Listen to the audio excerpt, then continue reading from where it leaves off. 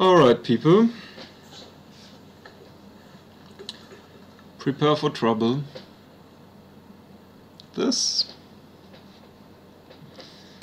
may be the ugliest motherfucker I've seen in a while.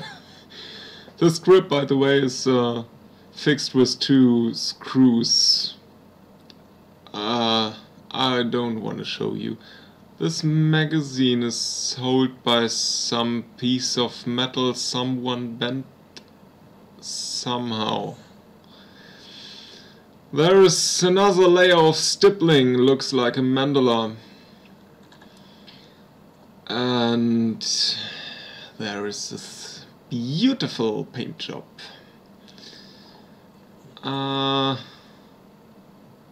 We got some kind of marking.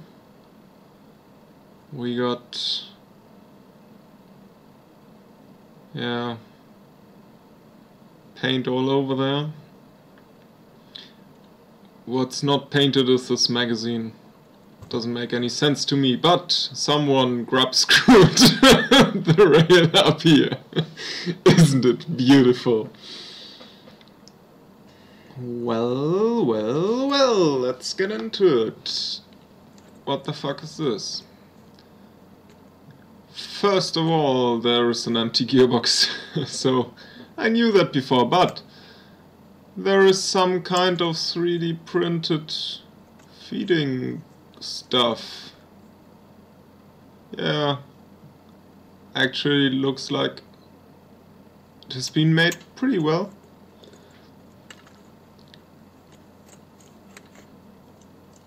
Huh. Okay, look at this. Someone just added the thing. It's amazing. Well, let's take this thing apart. To take apart this, yeah, it was in G&P MK23 US Navy machine gun, light machine gun. Normally this thing is absolutely beautiful, but this here, well, there is some Titan in this empty gearbox, and I hope it works. So, alright, next I'm gonna get screws out of this grip.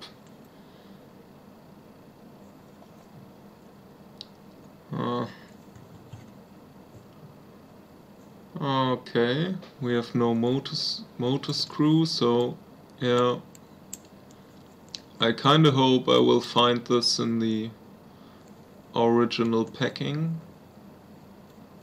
If not, we will have a little problem here. Oh boy.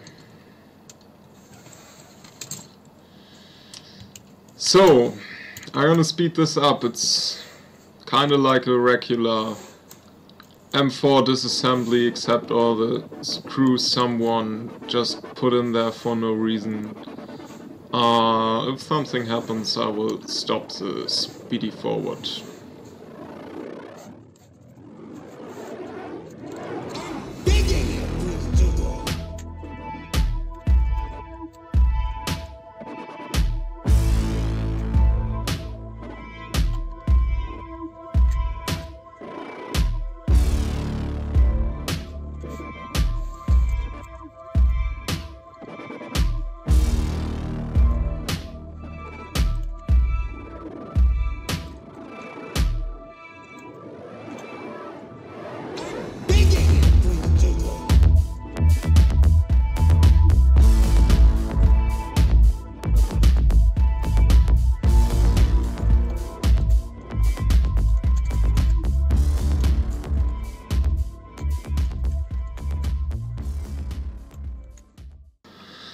Okay, now here are some special parts.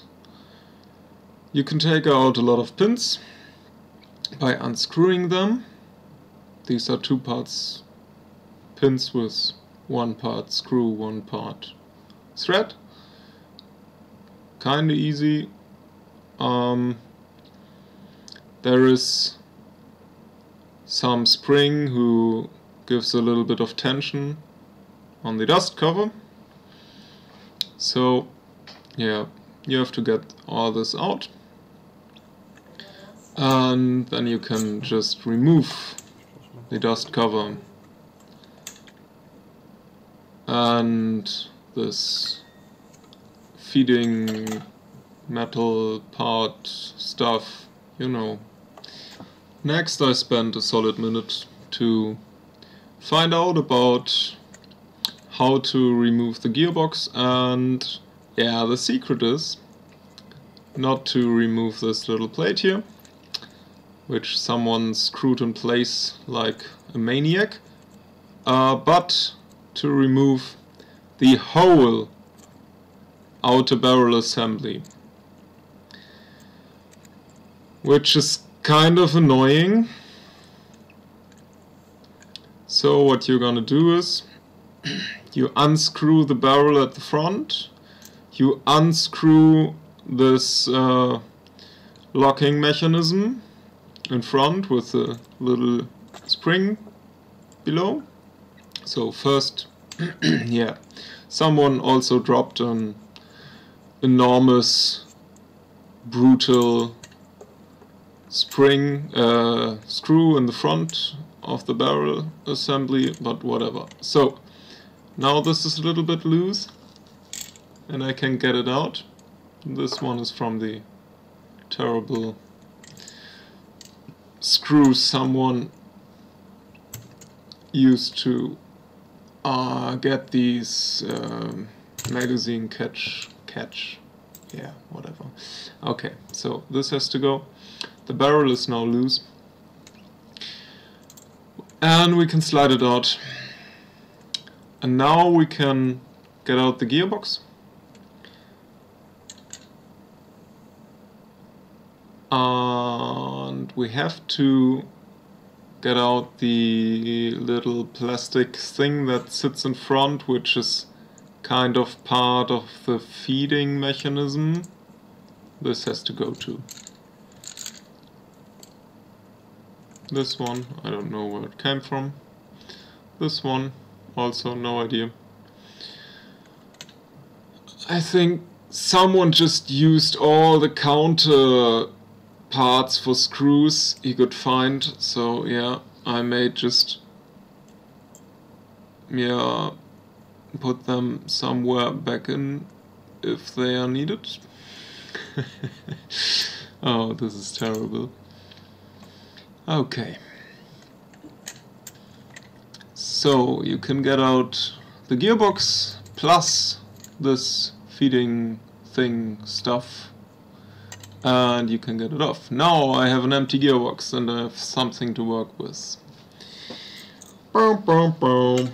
And I'm gonna screw this back again, cause I didn't have to remove it anyway. And yeah, it will be fucking terrible if I forget about this. What do you plan to do now that you found the advertised license?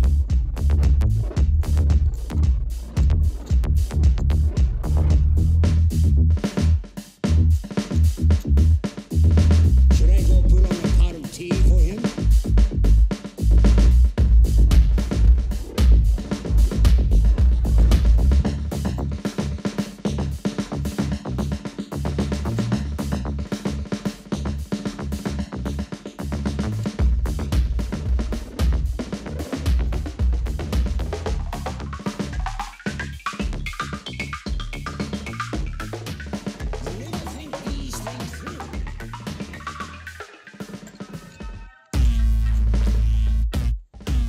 Alright, now I can finally work on this beautiful original G&P gearbox casing, which is somehow painted on one side, maybe for the looks, maybe with an Sharpie. Oh boy. At least we have a trigger.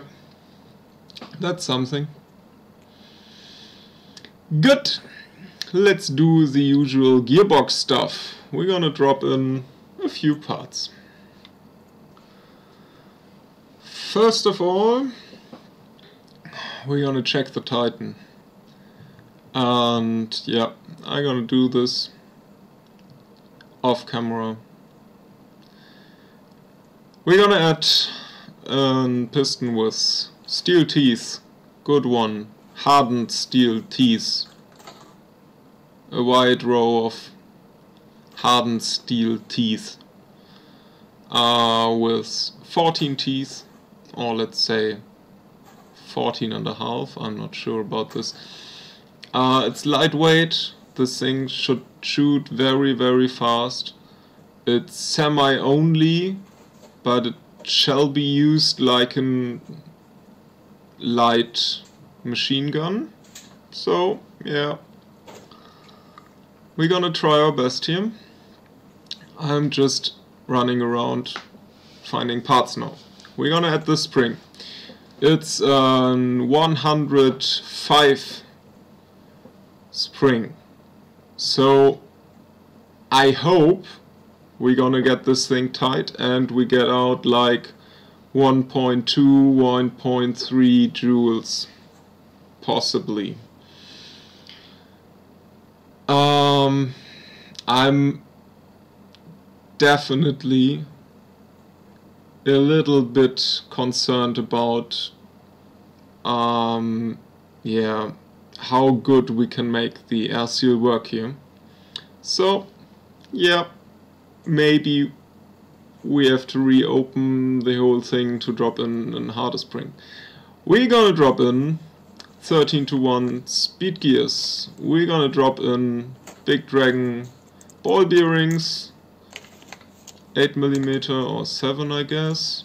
Yeah, I found the right ones. And yeah, we need some kind of a cylinder, maybe ported, not really needed. Yeah, we need the proper shimming, as you may see. Someone did not shim this thing. I can just zoom in a little bit. And this here is fucking terrible. Look at this. Someone shimmed the thing so badly. We have a scratch there, like someone tried to drill the whole thing out. It's kinda amazing. Well, yeah, we need shims, like a lot of them I guess. And yeah, we're gonna start shimming from the spool gear on. The spool gear is the big one in the middle. We put a shim under the spool gear, we try if it's spinning. If it's spinning good, we leave it like that. Looks not too bad. Actually, it looks quite good. Looks like, well, this is quite efficient. Looks like, well, it's spinning and spinning and oh. Well, will it stop? Yeah, maybe, maybe not. Wow! It stopped. Okay, this was solid. Yeah, so we leave it like this. We're gonna add shims below the other two gears, so the spool gear will not have a connection except on the points where connection is needed on the other gears. Then we're gonna try to close it up and see how much space we have left. And yeah, sounds like I may need one or two more shims below the sector and bevel gear. Wasn't spinning as freely as I wanted it to do. Yeah, so I'm gonna fast forward this.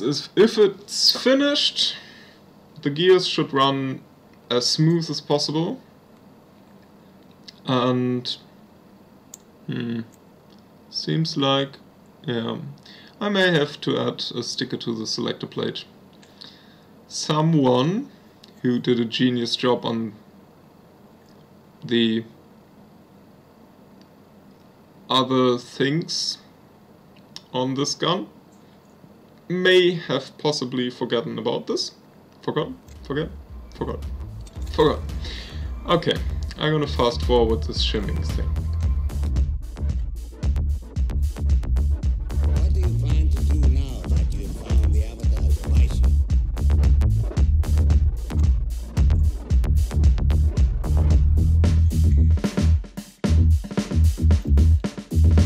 Should I go put on a pot of tea for him?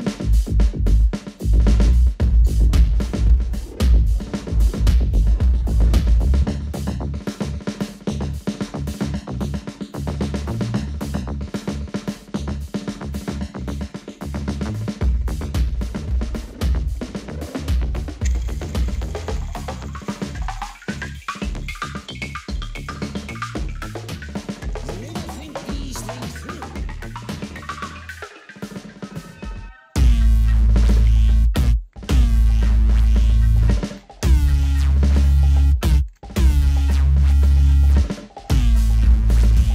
You land, and then you have nowhere to go. You land, and then you have nowhere to go. And then you have nowhere to go. You land, and then you have nowhere to go.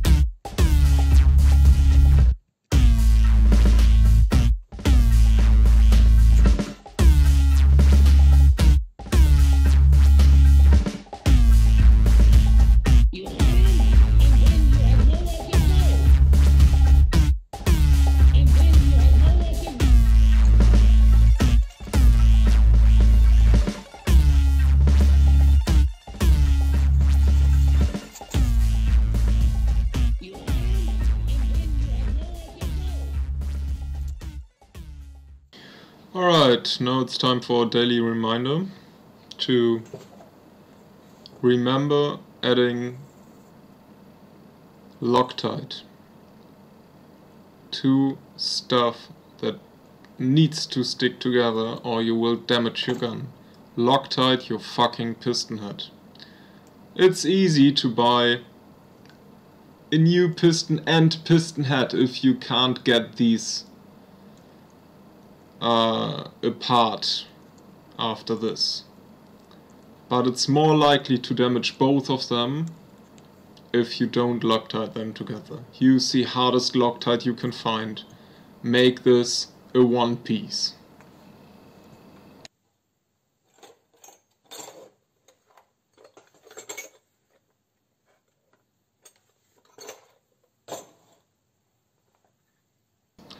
Next up, we need a cylinder.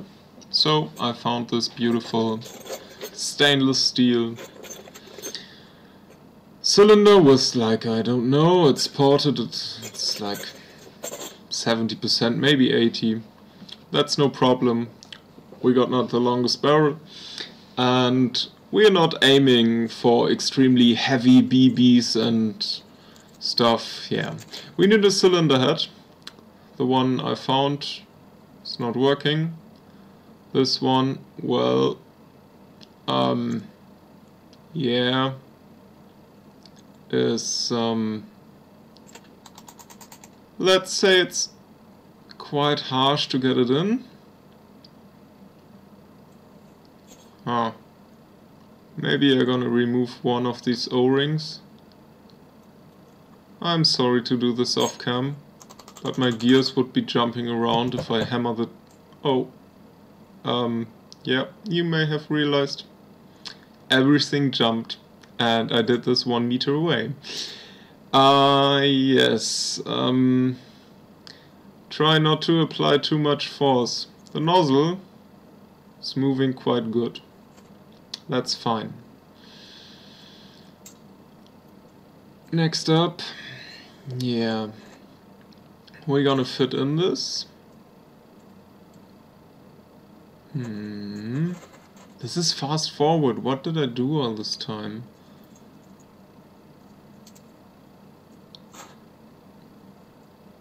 Ah, searching for a tablet plate. Yeah, okay, a tablet plate makes sense. Okay, I found this beautiful tablet plate and I realized I cannot fit this fucker in here. So, I just checked and I realized the holes on the cylinder are not wide enough. What did I do? What every responsible person would do. I just, got me a drill and I opened up these holes a little bit. So, let's fit this in again.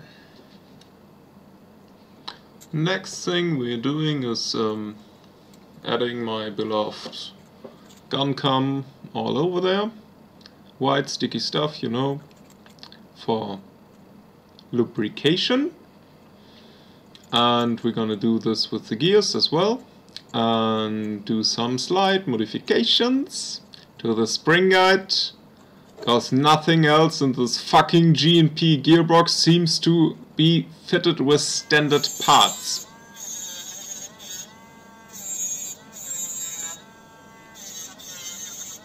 So let me point out very, very clearly, G&P internally is a fucking mess. It's so bollocks, it's a piece of shit.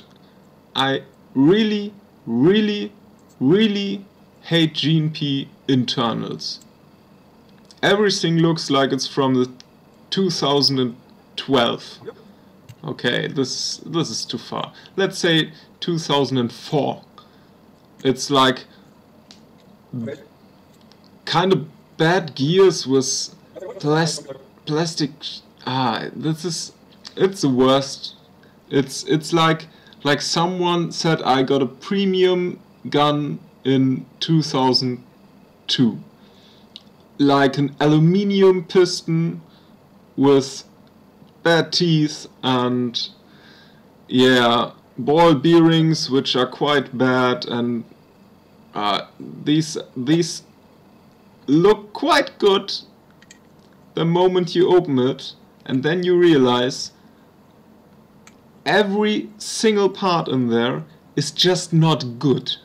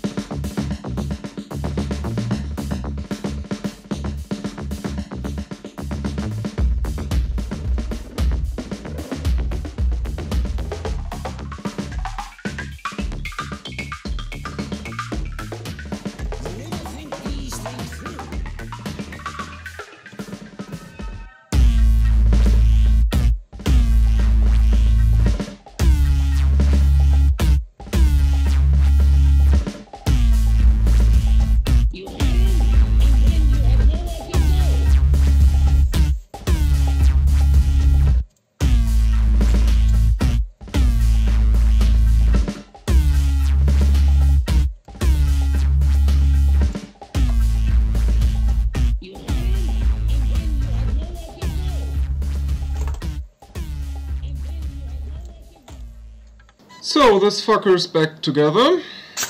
What are we gonna do now? We're gonna test it, of course.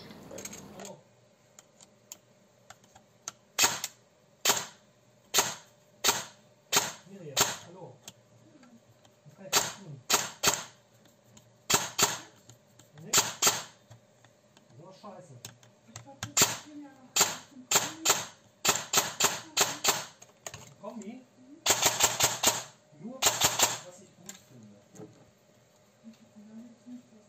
Doch, da gibt es Sachen, die ich gut finde. Ich möchte noch was ich gut finde. So, the nozzle is moving freely.